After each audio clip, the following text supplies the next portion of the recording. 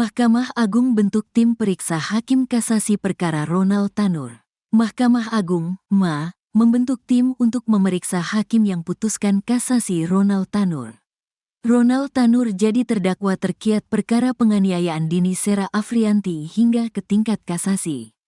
Lantas Ronald Tanur dihukum 5 tahun penjara berdasarkan putusan kasasi, namun akhirnya menyeret 3 hakim yang dibongkar Kejaksaan Agung. Juru bicara MA, Yanto, mengatakan tim yang dibentuk pihaknya diputuskan setelah pimpinan MA melakukan rapat secara kolektif kolegial pada Senin, tanggal 24 Oktober tahun 2024. Memutuskan membentuk tim pemeriksa yang bertugas untuk melakukan klarifikasi kepada Majelis Hakim Kasasi, kata Yanto dalam konferensi pers di Gedung MA, Jakarta Pusat, Senin. Adapun tim tersebut terdiri dari Diharso Budi Santiarto selaku Ketua Kamar Pengawasan MA, Jupriyadi selaku Sekretaris Kepala Badan Pengawasan MA, dan Nur Ediono selaku Sekretaris Kepala Badan Pengawasan MA yang merupakan anggota tim.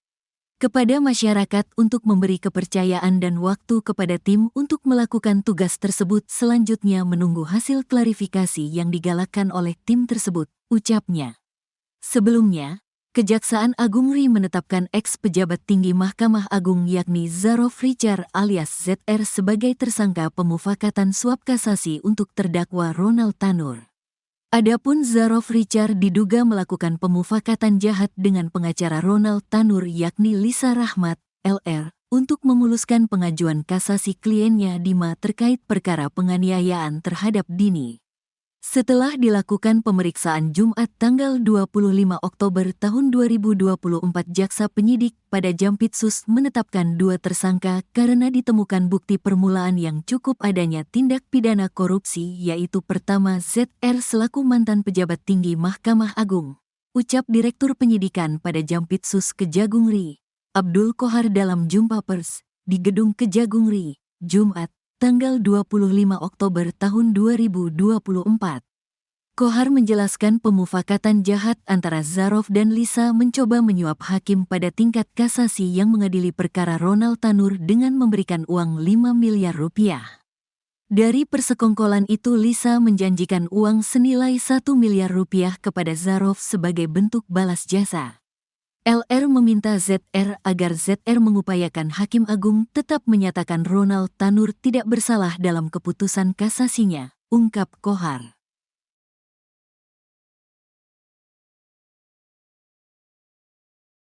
Kasus suap peradilan di Indonesia jadi sorotan. Henry Indraguna sahkan RUU perampasan aset. Direktur Penyidikan Jaksa Agung Muda Bidang Tindak Pidana Khusus, Jampitsus Kejaksaan Agung, Abdul Kohar, telah menetapkan mantan pejabat Mahkamah Agung, MA, Zarof Richard, ZR, sebagai tersangka suap. Nilai suap yang terungkap mencapai 920 miliar rupiah dan 51 kg emas selama periode 10 tahun. ZR, yang menjabat sebagai Kepala Balitbang Diklat Kumdilma, terlibat dalam penanganan perkara putusan bebas kasasi Gregorius Ronald Tanur, terpidana kasus pembunuhan.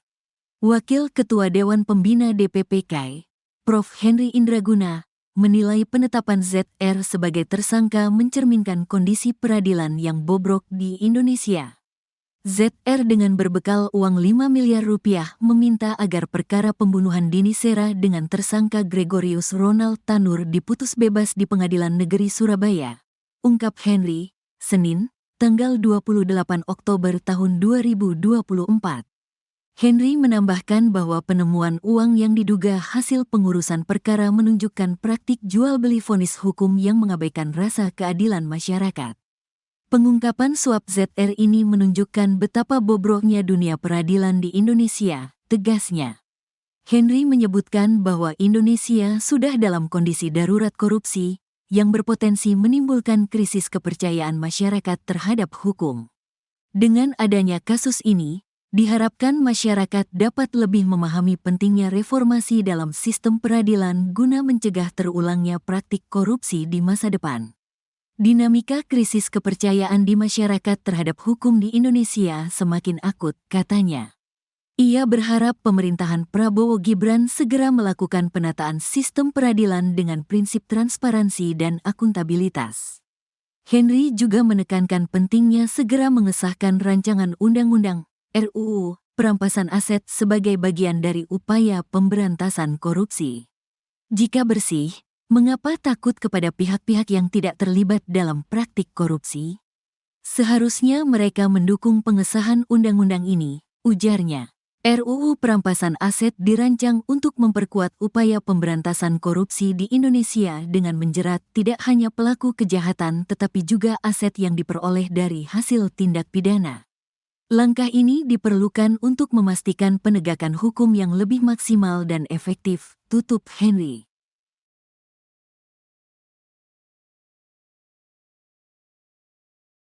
Penemuan uang hingga emas di kediaman mantan Kepala Balitbang Diklat Kumdil Mahkamah Agung, Ma. Zarof Richard cukup mencengangkan.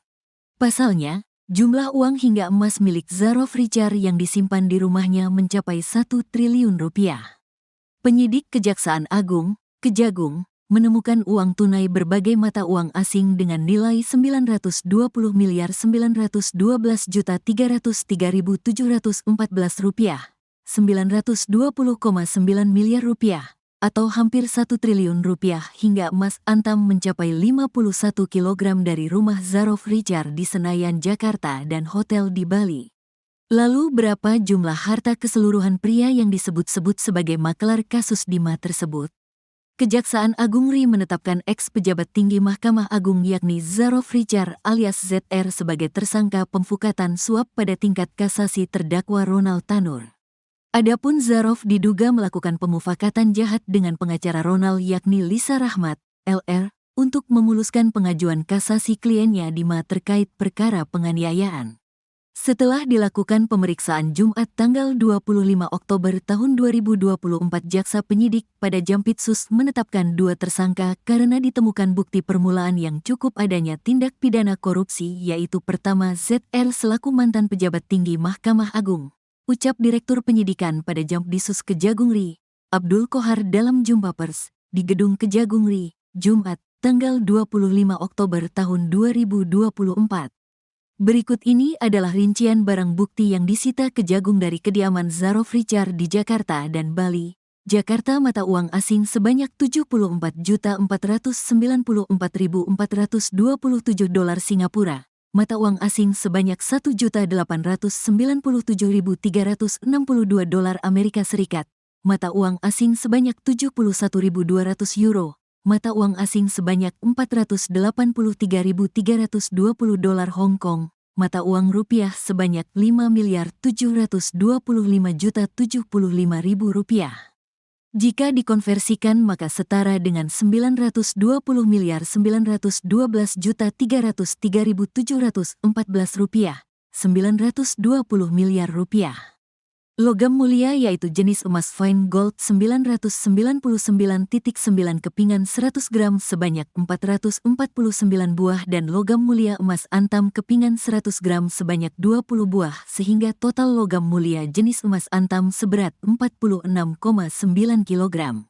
Minus 1. 1 buah dompet warna pink ditemukan, 12 keping emas logam mulia PT Antam masing-masing 100 gram, minus 1 keping emas logam mulia PT Antam dengan berat 50 gram, minus 1 buah dompet pink garis yang berisikan 7 keping emas logam mulia PT Antam masing-masing 100 gram dan 3 keping emas logam mulia PT Antam masing-masing 50 gram, minus 1 dompet warna hitam berisikan 1 keping emas logam mulia PT Antam dengan berat 1 kg kode JR 599, minus 1 buah plastik warna abu-abu berisikan 10 keping emas logam mulia PT Antam masing-masing 100 gram, minus 3 lembar sertifikat Diamond NPNEN ISO IEC 17025, minus 3 lembar kwitansi toko emas mulia.